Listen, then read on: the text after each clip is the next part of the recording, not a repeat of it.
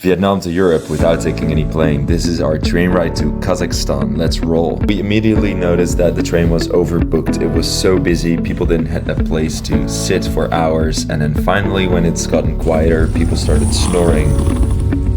Just terrific. It made the train ride horrendous, but after 11 long hours, we made it to the final station, where we only had to take a bus to go to the border, check out of China, check in Kazakhstan, have this beautiful bus ride, and then we made it into the city of Almaty.